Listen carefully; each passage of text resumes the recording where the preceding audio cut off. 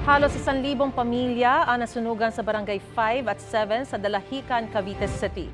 Ang ilang residente tumalon sa dagat para makaligtas sa apoy. May unang balita si Jamie Santos.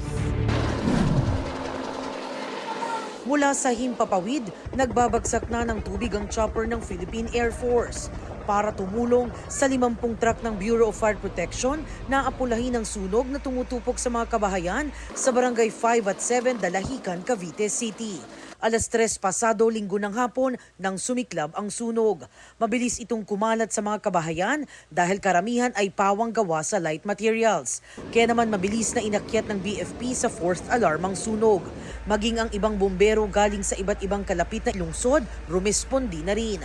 Kanya-kanyang likas sa mga residente na apektado ng sunog. Ang ginang na ito, hindi na mapigilang maiyak.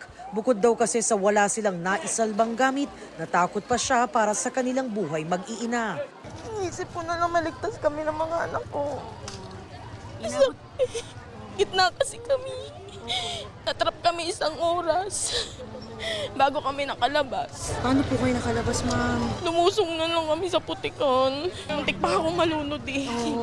Kasi May mga tumulong po sa inyo para maiahon meron kayo? naman po. Bali 1 oras kami doon sa Bakawan.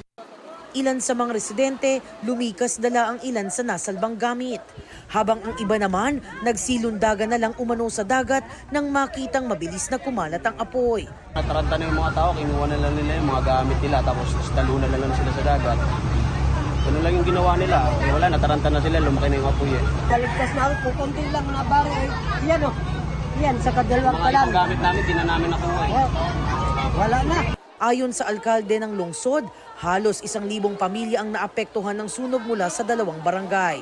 Magbubukas po tayo ng 2 evacuation site, which is yung Dalahican Elementary School at dito po sa Santa Cruz Elementary School para i-accommodate po yung 933 families na naapektuhan ng sunog. Malaki magiging epekto nito, no, dahil kung magtatagal yung recovery ng ating mga affected families ay maaantala yung pagbubukas ng 2 paaralan na ito.